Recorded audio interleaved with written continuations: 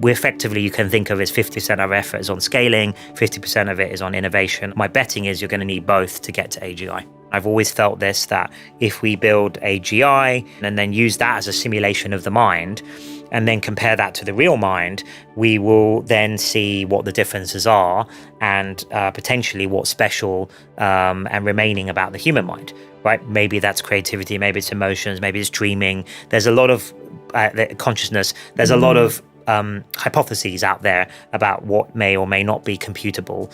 And this comes back to the Turing machine question of like, what is the limit of a Turing machine? So there's nothing that cannot be done within these sort of computational Well, no machines one's put it this way, nobody's found anything in the universe that's non-computable so far. So far. Welcome to Google DeepMind, the podcast with me, Professor Hannah Fry. It has been an extraordinary year for AI. We have seen the centre of gravity shift from large language models to agentic AI. We've seen AI accelerate drug discovery and multimodal models integrated into robotics and driverless cars. Now, these are all topics that we've explored in detail on this podcast. But for the final episode of this year, we wanted to take a broader view, something beyond the headlines and product launches, to consider a much bigger question. Where is all this heading really? What are the scientific and technological questions that will define the next phase? And someone who spends quite a lot of their time thinking about that is Demis Hassabis, CEO and co-founder of Google DeepMind. Welcome back to the podcast, Demis. Great to be back. I mean, quite a lot's happened in the last year. Yes. What's sort of the biggest shift, do you think? Oh, wow. I mean, it's just so much has happened. As you said, it feels like we packed in 10 years in 1 year. I think a lot's happened. I mean, certainly for us, the progress of the models. We've just released Gemini 3, which we're really happy with. The multimodal capabilities, all of those things have just advanced really well. And then probably the thing, I guess, over the summer that I'm very excited about is world models being advanced. I'm sure we're going to talk about that. Yeah, absolutely. We will get onto all of that stuff in a bit more detail in a moment. I remember the very first time that I interviewed you for this podcast, and you were talking about the root node problems, about this idea that you can use AI to kind of unlock these downstream benefits. And you've made pretty good on your promise, I have to say. Yes. Do you want to give us an update on where we are with those? What are the things that are just around the corner and the things that you've sort of solved or near solved? Yeah, well, of course, obviously the big proof point was AlphaFold, and it's sort of crazy to think we're coming up to like 5-year sort of anniversary of AlphaFold being sort of announced to the world, AlphaFold 2 at least. So that was the proof, I guess, that it was possible to do these root node type of problems. And we're exploring all the other ones now. I think material science, I'd love to do a room temperature superconductor, and better batteries, these kinds of things. I think that's on the cards. Better materials of all sorts. We're also working on fusion. Because it's a new partnership that's been announced with Fusion, right? Yeah, we've just announced partnership with a deep one. We already were collaborating with them, but it's a much deeper one now with Commonwealth Fusion, who, I think are probably the best startup working on at least traditional tokamak reactors. So they're probably closest to having something viable, and we want to help accelerate that, helping them contain the plasma in the magnets and maybe even some material design there as well. So that's exciting. And then we're collaborating also with our quantum colleagues, which they're doing amazing work at the quantum AI team at Google, and we're helping them with error correction codes, where we're using our machine learning to help them, and then maybe one day they'll help us. That's perfect. Yes, exactly.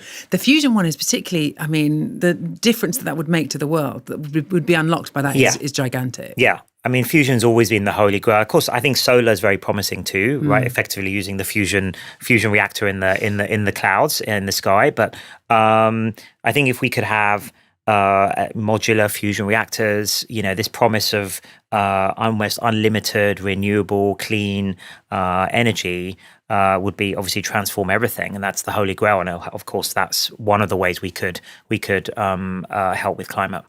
Does make a lot of our existing problems sort of disappear if we can definitely. I mean, it opens up many. This is why we think of it as a root node. Of course, it helps directly with energy and pollution and so on, and helps with the climate crisis. But also, if energy really was renewable and clean and super cheap or almost free, then many other things would become viable.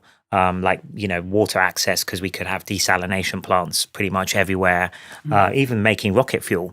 It's just there's lots of seawater that contains hydrogen and oxygen. That's basically rocket fuel, but it just takes a lot of energy to split it out into hydrogen and oxygen. But if energy is cheap and renewable and sort of clean, then why not do that? You could have that producing 24/7. You're also seeing a lot of change in the AI that is applying itself to mathematics, right? Yes. Winning medals in the International Maths Olympiad. And yet at the same time, these models can make quite basic mistakes in high school math. Why is there that paradox? Yeah, I think it's fascinating, actually. One of the most fascinating things, and probably that needs to be fixed as one of the key things why we're not at AGI yet. As you said, we've had a lot of success and other groups on getting like gold medals at the International Maths Olympiad. You look at those questions and they're super hard questions that only the top students in the world can do. And on the other hand, if you pose a question in a certain way, we've all seen that with experimenting with chatbots ourselves in our daily lives, that it can make some fairly trivial mistakes on logic problems. They can't really play decent games of chess yet, which is surprising. So there's something missing still from these systems in terms of their consistency. And I think that's one of the things that's you would expect from a general intelligence and an AGI system, is that it would be consistent across the board. And so sometimes people call it jagged intelligences. So they're really good at certain things, maybe even like PhD level, but then other things, they're like not even high school level. So it's very uneven still, the performances of these systems. They're very, very impressive in certain dimensions, but they're still pretty basic in others. And we've got to close those gaps. And there are theories as to why, and depending on the situation, it could even be the way that an image is perceived and tokenized. So sometimes actually it doesn't even get all the letters that so when you count letters in words, it sometimes gets that wrong, but it may not be seeing each individual letter. So there's sort of different reasons for some of these things, and each one of those can be fixed, and then you can see what's left. But I think consistency. I think another thing is reasoning and thinking. So we have thinking systems now that at inference time they spend more time thinking, and they're better at outputting their answers. But it's not sort of super consistent yet in terms of like, is it using that thinking time in a useful way to actually double check and use tools to double check what it's outputting? I think we're on the way, but maybe we're only 50% of the way there. I also wonder about that story of AlphaGo and then AlphaZero, where you sort of took away all of the human experience and found that the model actually improved. Yeah. Is there a scientific or a maths version of that in the models that you're creating? I think what we're trying to build today, it's more like AlphaGo. So, you effectively these large language models, these foundation models, they're starting with all of human knowledge, what we put on the internet, which is pretty much everything these days, and compressing that into some useful artifact, right, which they can look up and generalize from. But I do think we're still in the early days of having this search or thinking on top, like AlphaGo had, to kind of use that model to direct in useful reasoning traces, useful planning ideas, and then come up with the best solution to whatever the problem is at that point in time.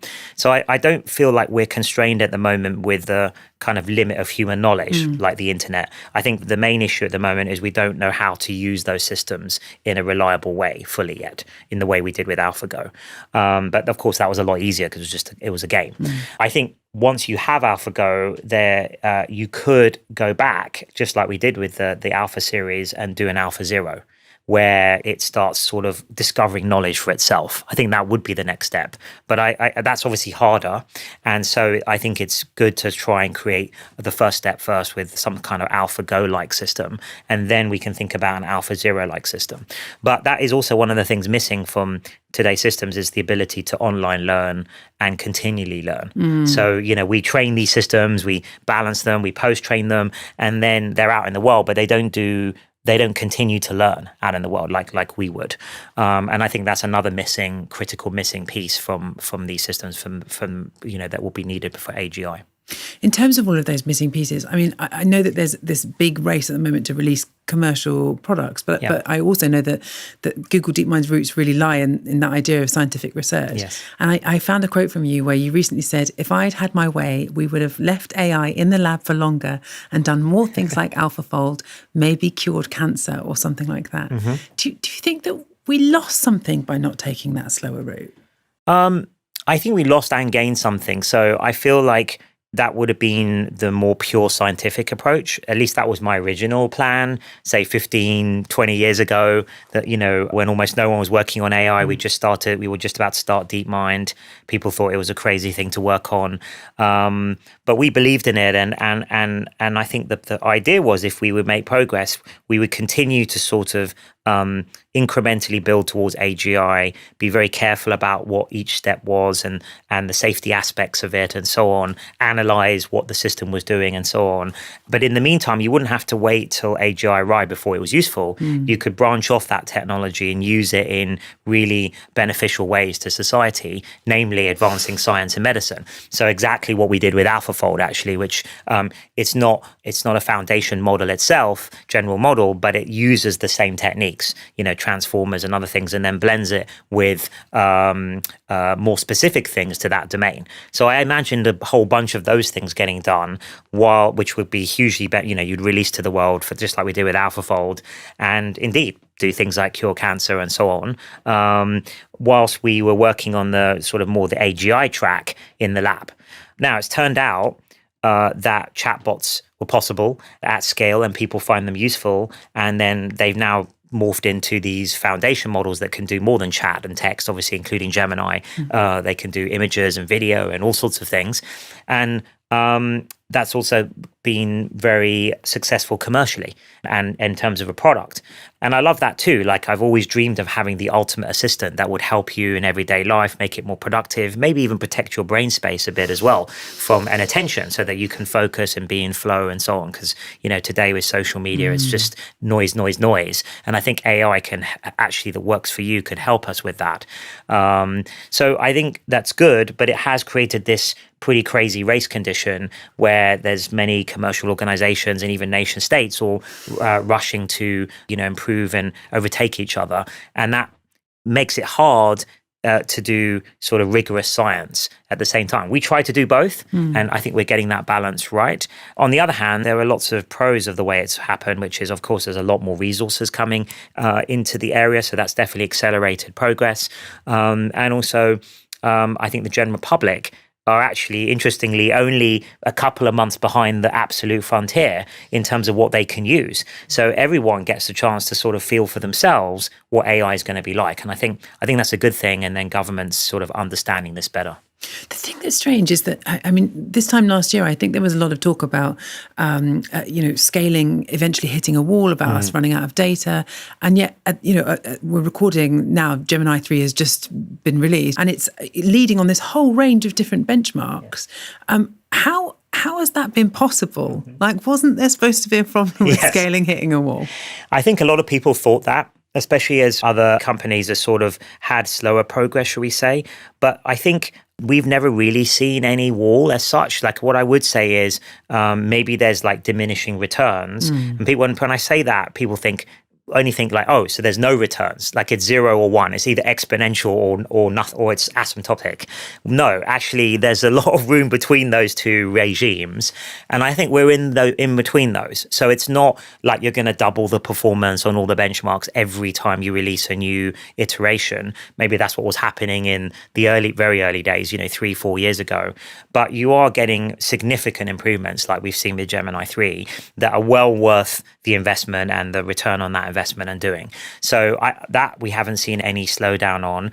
There are issues like, are we running out of just available data? But there are ways to get around that, synthetic data, generating these systems are good enough, they can start generating their own data, especially in certain domains like coding and math, where you can verify the answer. In some sense, you could produce unlimited data. So all of these things, though, are research questions. And I think that's the advantage that we've always had, is that we've always been sort of research first, and I think we have the broadest and deepest research bench, always have done. And if you look back at the last decade of advances, whether that's Transformers or AlphaGo, AlphaZero, any of the things we just discussed, that they all came out of Google or DeepMind. So I've always said, like, if more innovations are needed, scientific ones, then I would back us to be the place to do it, just like we were, in the previous sort of 15 years for a lot of the big breakthroughs. So I think that's just what's transpiring. And I actually really like it when the terrain gets harder, because then it's not just world-class engineering you need, which is already hard enough, but you have to ally that with world-class research and science, which is what we specialize in. And on top of that, we also have the advantage of world-class infrastructure with our TPUs and other things that we've invested in a lot for a long time. And so that combination, I think, allows us to sort of be at the frontier of the innovations as well as the scaling part. And we effectively, you can think of as 50% of our effort is on scaling, 50% of it is on innovation. And I think my betting is you're going to need both to get to AGI. I mean, one thing that we are still seeing, even in Gemini 3, which is an exceptional model, is this idea of hallucinations. So I think there was one metric that said it can still give an answer when actually it should decline. Yes.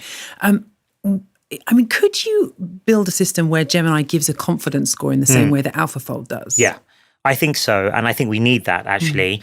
And I think that's sort of one of the missing things. I think we're getting close. I think the better the models get, the more they know about what they know, if that makes sense. And I think the more reliable, you could sort of rely on them to actually introspect in some way or do more thinking and actually realize for themselves that they're uncertain or there's uncertainty over this answer. And then we've got to sort of work out how to train it in a way there where it can output that as a reasonable answer. We're getting better at it, but it's still sometimes, it sort of forces itself to answer when it probably shouldn't. And then that can lead to a hallucination. So I think, a lot of the hallucinations are of that type currently. So there's a missing piece there that sort of has to be solved. And you're right, as we did solve it with AlphaFold, but in obviously a much more limited way. Because presumably behind the scenes, there is some sort of measure of probability of whatever the next token might be. Yes, there is of the next token. That's how it all works. But that doesn't tell you the overall arching piece. How confident are you about this entire fact or this entire statement? And I think that's why you'll need this. I think we'll need to use the thinking steps and the planning steps to go back over what you just output. At the moment, it's a little bit like the systems are just, it's like talking to a person and they just, when they're on a bad day, they're just literally telling you the first thing that comes to their mind. Most of the time that will be okay. But then sometimes when it's a very difficult thing, you'd want to pause for a moment and maybe go over what you were about to say and adjust what you were about to say. But perhaps that's happening less and less in the world these days, but that's still the better way of having a discourse. So, I think you can think of it like that. These models need to do that better. I also really want to talk to you about the simulated worlds and putting agents in them, because we got to talk to your Genie team earlier this awesome year. Work. Tell me why you care about simulation. What can a world model do that a language model can't? Well, look, it's probably my longest standing passion is world models and simulations, in addition to AI. And of course, it's all coming together in our most recent work like Genie. And I think language models are able to understand a lot about the world. I think actually more than we expected, more than I expected, because language is actually probably richer than we thought. It contains more about the world than we maybe even linguists maybe imagined. And that's, proven now with these new systems. But there's still a lot about the spatial dynamics of the world, how spatial awareness and the physical context we're in, and how that works mechanically, that it's hard to describe in words and isn't generally described in corpuses of words. And a lot of this is allied to learning from experience, online experience. There's a lot of things which you can't really describe something. You have to just experience it. Maybe the sensors and so on are very hard to put into words, whether that's, motor angles and smell and, these kind of sensors. It's very difficult to describe that in any kind of language. So I think there's a whole set of things around that. And I think if we want robotics to work, or a universal assistant that maybe comes along with you in your daily life, maybe on glasses or, on your phone, and helps you in your everyday life, not just on your computer, you're going to need this kind of world understanding. And world models are at the core of that. So there's what we mean by a world model is this sort of model that understands the causative and effect of the mechanics of the world, right? Intuitive physics, but how things move, how things behave. Now, we're seeing a lot of that in our video models, actually. And one way to show how do you test you have that kind of understanding? Well, can you generate realistic worlds. Because if you can generate it, then in a sense, you must have understood, the system must have encapsulated a lot of the mechanics of the world.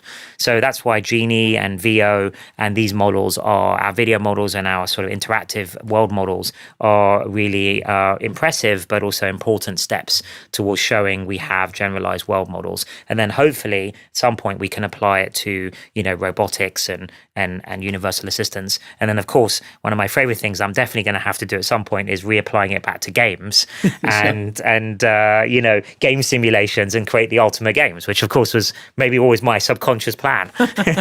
All of this. Yeah, all of this time, exactly. What about science too, though? Could you use it in that domain? Yes, you could. So science, again, I think building models of scientifically complex domains, whether that's materials on atomic level, in biology, but also like some physical things as well, like weather. One way to understand those systems is to learn simulations of those systems from the raw data, right? So you have a bunch of raw data, let's say it's about the weather, and obviously we have some amazing weather projects going on. And then you have a model that kind of learns those dynamics and can recreate those dynamics more efficiently. So than doing it by brute force. So I think there's huge potential for simulations and kind of world models, maybe specialized ones for aspects of science and mathematics. But then also, you can drop an agent into that simulated world too, right? Yes.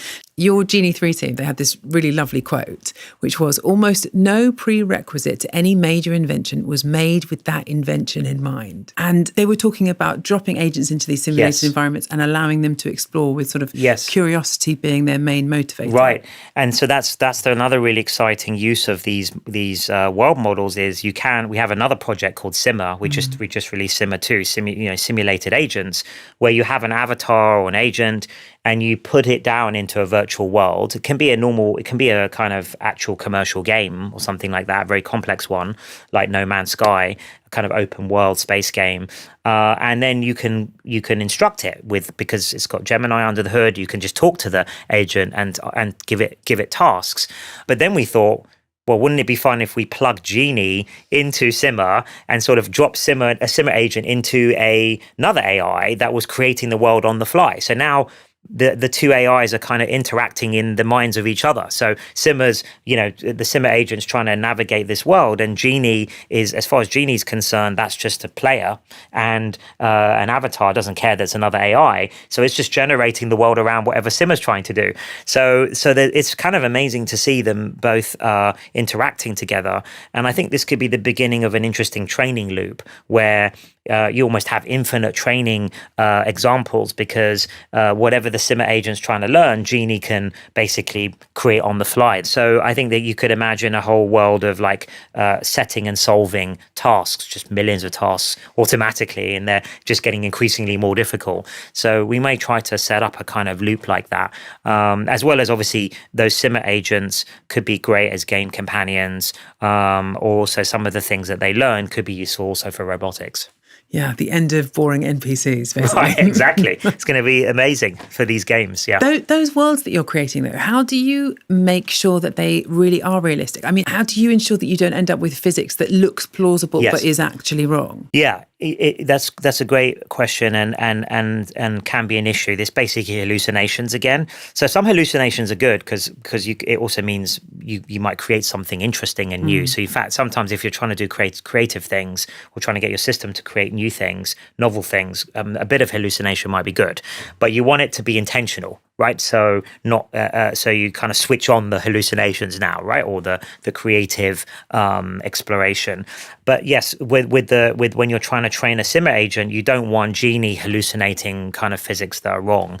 So actually, what we're doing now is we're almost creating a physics benchmark where we can use game engines which are very accurate with physics to create lots of like fairly simple, like the sorts of things you would do in your physics A-level lab lessons, right? Like, rolling little balls down different tracks and seeing how fast they go.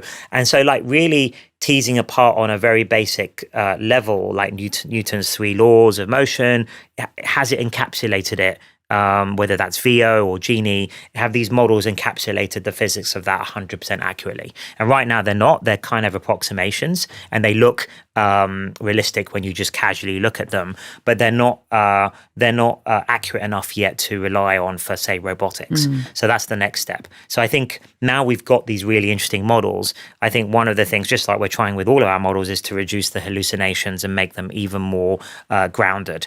And with physics, I think that's going to probably involve generating loads and loads of ground truth, simple videos of pendulums.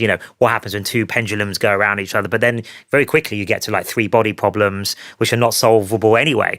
So I think it's going to be interesting. But what's amazing already is when you look at the video models like VO and just the way it treats reflections and liquids, it's pretty unbelievably accurate already, at least to the naked eye. So the next step is actually going beyond what a amateur can perceive, and would it really hold up to a proper physics grade experiment? I know you've been thinking about these simulated worlds for a really long time. And I went back to the transcript of our first interview. Yes. And in it, you said that you really liked the theory that consciousness was this consequence of evolution. That, at some point in our evolutionary past, there was like an advantage to understanding the internal state of another. And then we sort of turned it in on ourselves. Yes. Does that make you curious about running sort of an agent in evolution inside of a simulation? Sure.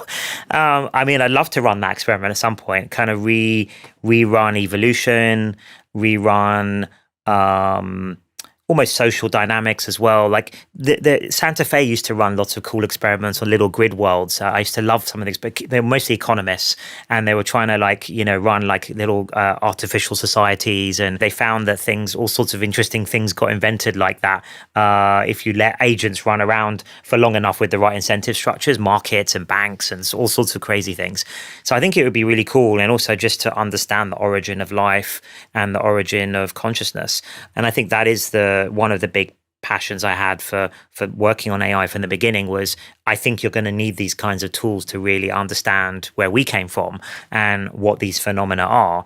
And I think simulations is one of the most powerful tools to do that, because you can then do it statistically, because you can run the simulation many times with slightly different initial starting conditions, and then maybe run it millions of times and then understand what the slight differences are in a very controlled experiment sort of way, which of course is very difficult to do in the real world for any of the really interesting questions we want to answer. So I think accurate simulations will be an unbelievable boon to science.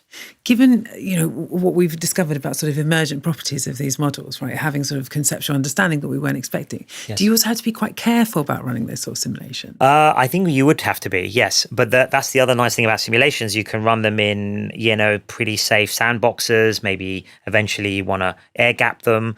And you can, of course, monitor what's happening in the simulation 24/7, and you have access to all the data. So we may need AI tools to help us monitor the simulations, because they'll be so complex. There'll be so much going on in them. If you imagine loads of AIs running around in a simulation, it will be hard for any human scientist to keep up with it. But we could probably use other AI systems to help us analyze and flag anything interesting or worrying in those simulations automatically. I mean, I guess we're still talking sort of medium to long term in terms of this stuff. So just going back to the trajectory that we're on at the moment. Yes. I also want to talk to you about the impact that AI and AGI are going to have on wider society. And last time we spoke, you said that you thought AI was overhyped in the short term, but underhyped in the long term. And I know that this year there's been a lot of chatter about an AI bubble. Yes. What happens if there is a bubble and it bursts? What happens? Well, look, I think, yes, that I still subscribe to it's overhyped in the short term, still underappreciated in the medium to long term. What's going to, how transformative it's going to be. There is a lot of talk, of course, right now about AI bubbles. In my view, I think there isn't. It's not one thing, binary thing. Are we or aren't we? I think there are parts of the AI ecosystem that are probably in bubbles. One example would be, just seed rounds for startups that basically haven't even got going yet, and they're raising at tens of billions of dollars valuations just out of the gate. It's sort of interesting to see how can that be sustainable. My guess is probably not, at least not in general.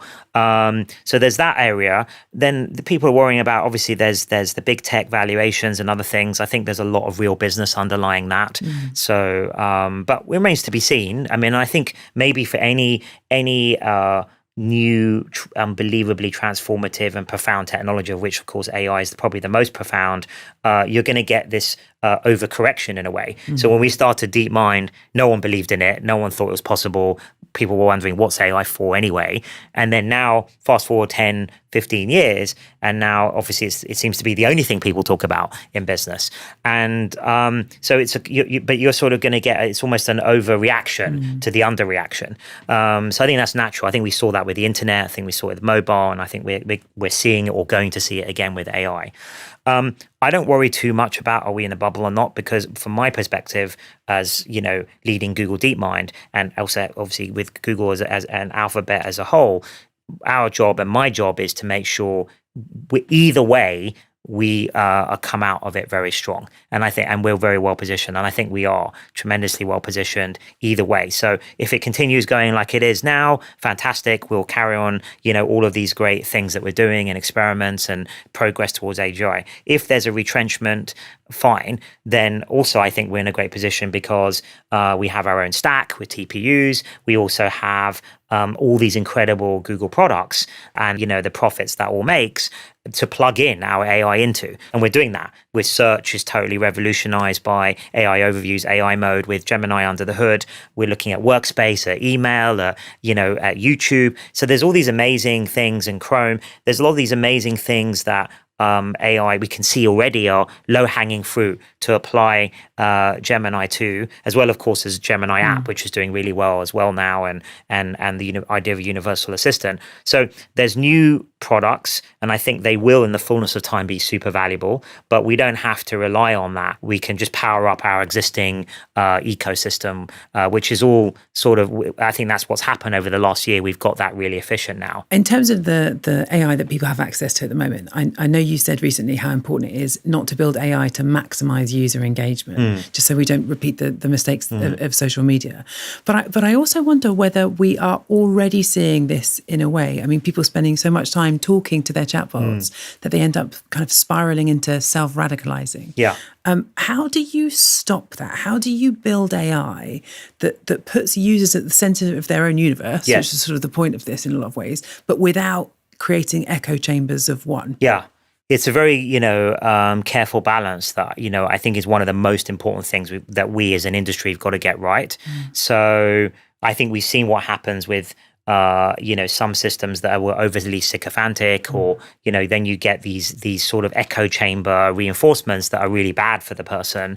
So I think part of it is, and actually this is what we want to build with Gemini, and I'm really pleased with the Gemini 3 persona that we had a great team working on, and I helped with too personally, is just this sort of almost like a scientific personality that's it's warm, it's helpful, it's light, but it's succinct to the point, and it will push back on things in a friendly way that don't make sense, rather than trying to reinforce the idea that the Earth's flat and you said it and it's like wonderful idea. I don't think that's good in general for society if that were to happen.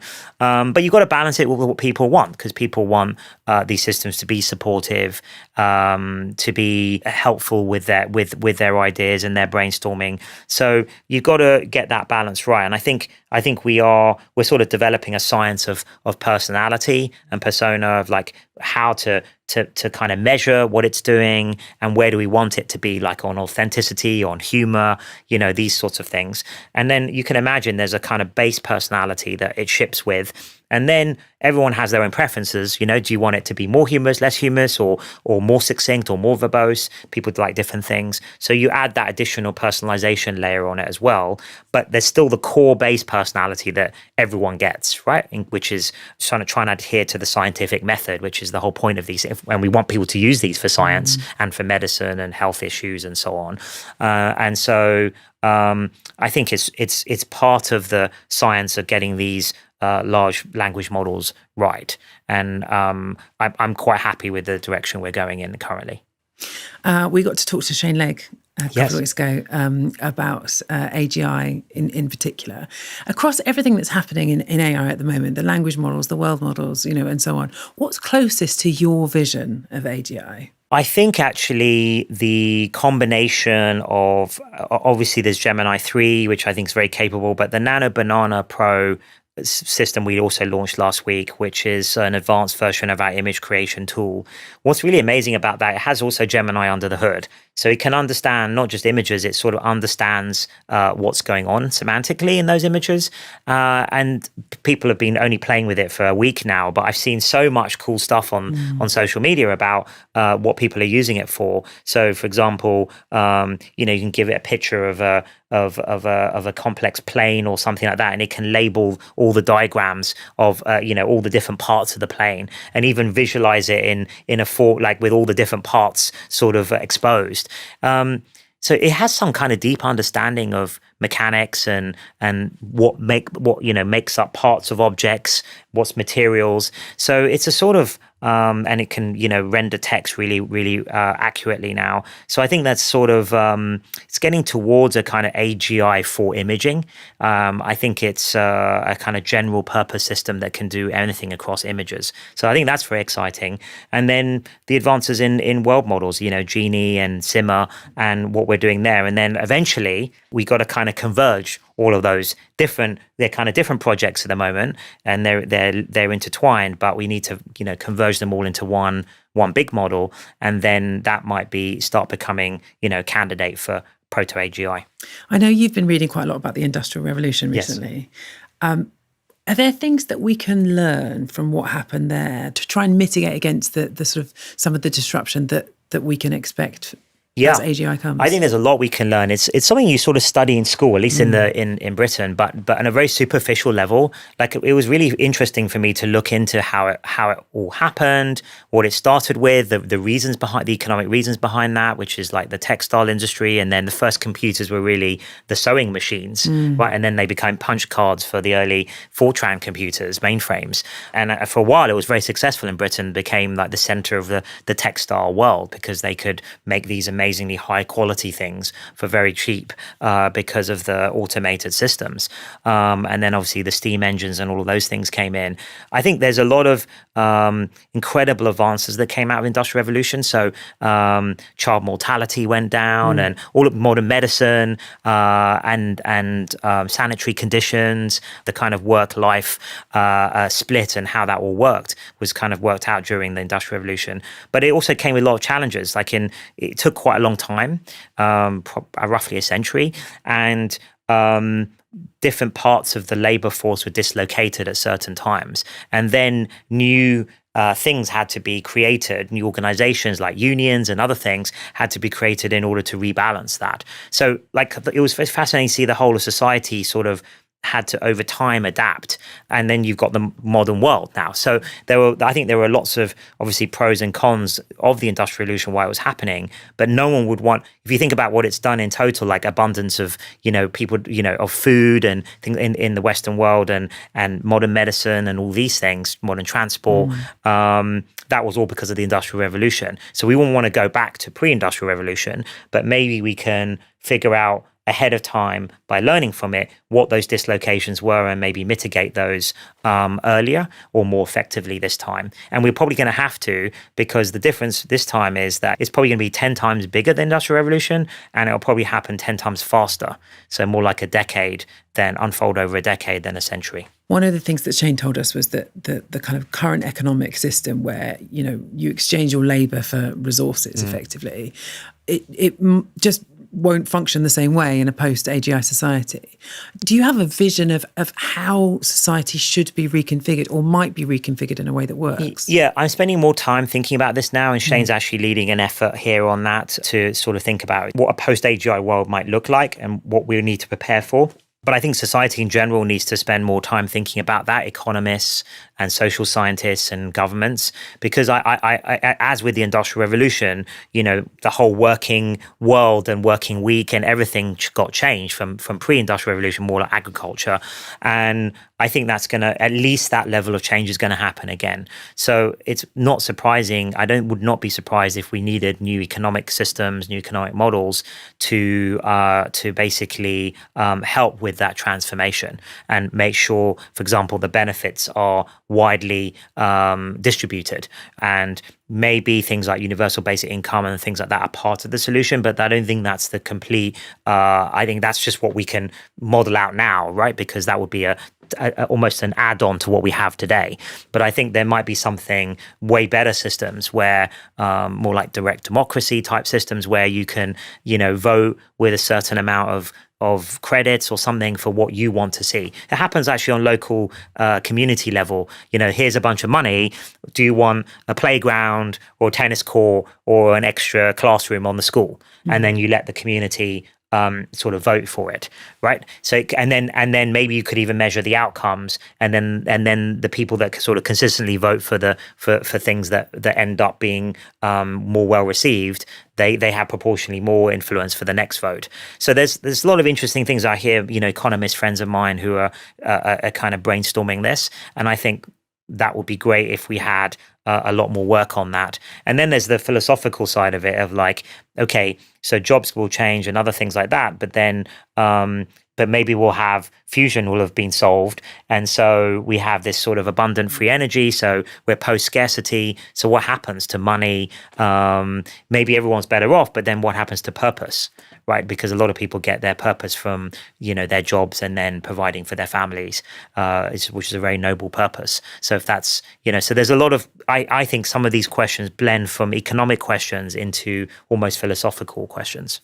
Do you worry that people don't seem to be paying attention, sort of, or moving as quickly as you'd like to see? Yeah. What would it take for people to sort of recognize that we need international collaboration on this? I am worried about that, and I wish that, and again, in a sort of ideal world, there would have been a lot more collaboration already, and international specifically, and a lot more research and sort of, I guess, exploration and discussion going on about these topics. I'm actually pretty surprised there isn't more of that being discussed, given that, even our timelines, there were some very short timelines out there, but even ours are 5 to 10 years, which is not long for institutions or things like that to be built to handle this. And one of the worries I have is that the institutions that do exist, they, seem to be very fragmented and not very influential to the level that you would need. So it may be that there aren't the right institutions to deal with this currently. And then, of course, if you add in the geopolitical tensions that are going on at the moment around the world, it seems like collaboration, cooperation is harder than ever.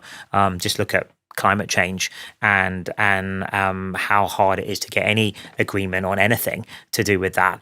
So we'll see. I think as the stakes get higher and as these systems get more powerful, and maybe this is one of the benefits of them being in products, is the everyday person that's not working on this technology will get to feel the increase in the power of these things and the capability. And so that will then reach government, and then maybe they'll see sense as we get closer to AGI.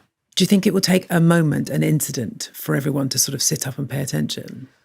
I don't know. I mean, I hope not. Most of the main labs are pretty responsible. We try to be as responsible as possible. That's always something if you followed us over the years, that's been at the heart of everything we do. Doesn't mean we'll get everything right, but we try to be as thoughtful and as scientific in our approach as possible. I think most of the major labs are trying to be responsible. also there's good commercial pressure actually to be responsible. If you think about agents and you're renting an agent to another company, let's say, to do something, that other company is going to want to know what the limits are and the boundaries are and the guardrails are on those agents, in terms of what they might do and not just mess up the data and all of this stuff. So I think that's good because the more kind of cowboy operations, they won't get the business because the enterprises won't choose them. So I think the kind of capitalist system will actually be useful here to reinforce responsible behavior, which is good. But then there'll be rogue actors, maybe rogue nations, maybe rogue organizations, maybe people building on top of open source. I don't know. Like, obviously, it's very difficult to stop that. Then something may go wrong, and hopefully it's just sort of medium-sized, and then that will be a kind of warning shot to humanity across the bow, and then that might be the moment to kind of advocate for international standards or international cooperation or collaboration, at least on some high level basic, or kind of like what's the basic standards we would want and agree to. I'm hopeful that will be possible. In the long term, so beyond AGI and towards ASI, right, artificial superintelligence, do you think that there are some things that humans can do that machines will never be able to manage? Well, I think it's the big question. And I feel like this is related to, as you know, one of my favorite topics is Turing machines. I've always felt this, that if we build AGI and then use that as a simulation of the mind, and then compare that to the real mind, we will then see what the differences are and potentially what's special and remaining about the human mind, right? Maybe that's creativity, maybe it's emotions, maybe it's dreaming. There's a lot of consciousness. There's a lot of hypotheses out there about what may or may not be computable. And this comes back to the Turing machine question of like, what is the limit of a Turing machine? And I think that's the central question of my life, really, ever since I found out about Turing and Turing machines. And, I think that's I fell in love with that. That's my core passion. And I think everything we've been doing is being sort of pushing the notion of what a Turing machine can do to the limit, including, folding proteins, right? And so it turns out I'm not sure what the limit is. Maybe there isn't one, right? And of course, my quantum computing friends would say there are limits and you need quantum computers to do quantum systems, but I'm really not so sure. And I've actually, discussed that with some of the quantum folks. And it may be that we need data from these quantum systems in order to create a classical simulation. And then that comes back to the mind, which is it all classical computation, or is there something else going on? Like Roger Penrose believes, there's quantum effects in the brain. If there are, then, and that's what consciousness is to do with, then machines will never have that. At least the classical machines. We'll have to wait for quantum computers. But if there isn't, then there may not be any limit. Maybe in the universe, everything is computationally tractable, and therefore, if you look at it in the right way, and therefore Turing machines might be able to model everything in the universe. I'm currently, if you were to make me guess, I would guess that, and I'm working on that basis until physics shows me otherwise. So there's nothing that cannot be done within these sort of computational. Well, no one's put it this way: nobody's found anything in the universe that's non-computable so far. So far, right? And I think we've already shown you can go way beyond the usual complexity theorist P equals MP view of like what a classical computer could do today, things like protein folding and Go and so on. So I don't think anyone knows what that limit is. And that's really, if you boil down to what we're doing at DeepMind and Google, and what I'm trying to do is find that limit. But then in the limit of that, though, right, is that in the limit of that idea is that, we're sitting here, sort of, there's like the warmth of the lights on our face. Yes. We kind of hear the whir of the machine in the background. There's like the feel of the desk under our hands. Yes. All of that could be replicable by a classical computer. Yes. Well, I think in the end, my view on this is why I love Kant as well. Is all of my two favorite philosophers, Kant and Spinoza, for different reasons. But Kant, the reality is a construct of the mind. I think that's true. And so, yes, all of those things you mentioned, they're coming into our sensory apparatus, and they feel different, right? The light, the warmth of the light, the touch of the table. But in the end, it's all information, and we're information processing systems. And I think that's what biology is. This is what we're trying to do with isomorphic. That's how I think we'll end up curing all diseases, is by thinking about biology as an information processing system. And I think in the end, that's going to be, and I'm working on in my spare time, my 2 minutes of spare time, physics theories about things like information being the most fundamental unit, shall we say, of the universe, not energy, not matter, but information. And so it may be that these are all interchangeable in the end, right? But we just sense it. We feel it in a different way.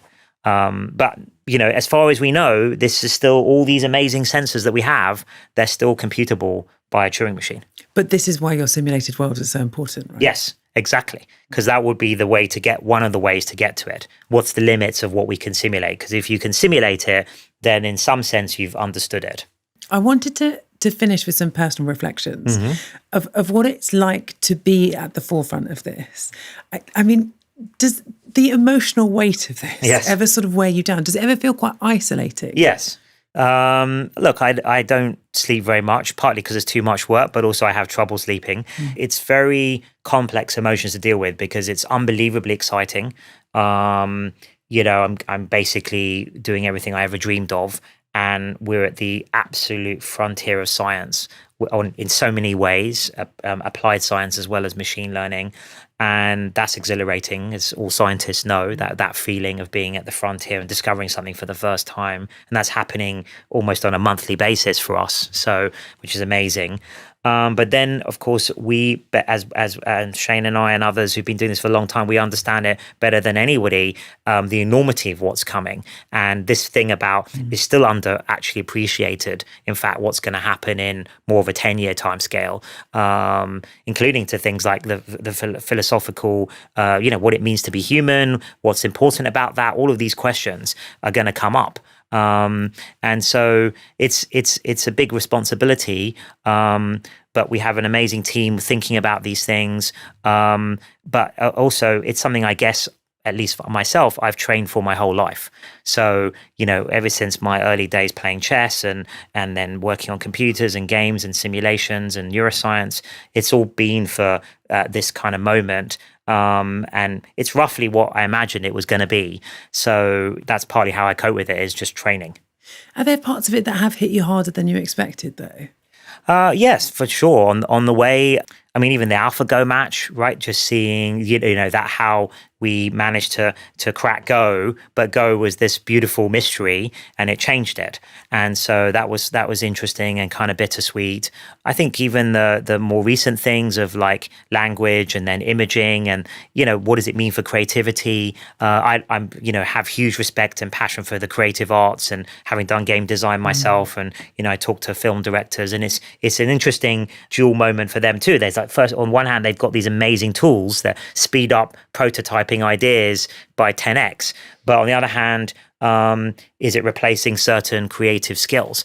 So I think there's sort of these trade-offs going on all over the place, which I think is inevitable with something as a technology as powerful and as transformative as AI is, as in the past electricity was, and internet. And we've seen that is the story of humanity, is we are tool-making animals, and that's what we love to do. And for some reason, we also have a brain that can understand science and do science, which is amazing, but also sort of insatiably curious. I think that's the heart of what it means to be human. And I think I've just had that bug from the beginning. And my expression of trying to answer that is to build AI. When you and the other AI leaders are in a room together, is there sort of sense of solidarity between you? This is a group of people who all know the stakes, who all really understand their things? Or does the competition kind of keep you apart from one another? Well, we all know each other. I get on with pretty much all of them. Some of the others don't get on with each other. And it's hard because we're also in the most ferocious capitalist sort of competition there's ever been, probably. Investor friends of mine and VC friends of mine who are around in the dot-com era say this is like 10x more ferocious and intense than that was. In many ways, I love that. I mean, I live for competition. It's I've always loved that since my chess days. But stepping back, I understand, and I hope everyone understands, that there's a much bigger thing at stake than just company successes and that type of thing. When it comes to the next decade, when you think about it, are there big moments coming up that you're personally most apprehensive about? I think right now the systems are, I call them passive systems. You put the energy in as the user, the question or the what's the task, and then these systems kind of provide you with some summary or some answer. So very much it's human directed and human energy going in and human ideas going in. The next stage is agent-based systems, which I think we're going to start seeing. We're seeing now, but they're pretty primitive. Like in the next couple of years, I think we'll start seeing some really impressive, reliable ones. And I think those will be incredibly useful and capable if you think about them as an assistant or something like that. But also they'll be more autonomous. So I think the risks go up as well with those types of systems. So I'm quite worried about what those sorts of systems will be able to do maybe in 2-3 years' time. So we're working on cyber defense in preparation for a world like that where maybe there's millions of agents, roaming around on the internet. And what about what you're most looking forward to? I mean, is there a day when you'll be able to retire, sort of knowing that your work is done? or is there more than a lifetime's worth of work left to do? Yeah, I could definitely do with sabbatical. And I would spend it doing just a week off, don't Yeah, so a week off, or even a day would be good. But look, I think my mission has always been to get to kind of help the world steward AGI safely over the line for all of humanity. So I think when we get to that point, of course, there's superintelligence and there's post-AGI and there's all the economic stuff we were discussing and societal stuff. And maybe I can help in some way there. But I think that will be my core part of my mission, my life mission will be done. If this is it's only a small job, just get that over the line or help the world get that over the line. I think it's going to require collaboration like we talked earlier. And I'm quite a collaborative person, so I hope I can help with that from the position that I have. And then you get to have a holiday. And then I'll have a well-earned sabbatical. Yeah, absolutely. Demis, thank you so much. Thanks That's for having delightful me. as always. Well, that is it for this season of Google DeepMind, the podcast, with me, Professor Hannah Fry. But be sure to subscribe so you will be among the first to hear about our return in 2026. And in the meantime, why not revisit our vast episode library? Because we have covered so much this year, from driverless cars to robotics, world models to drug discovery, plenty to keep you occupied. See you soon.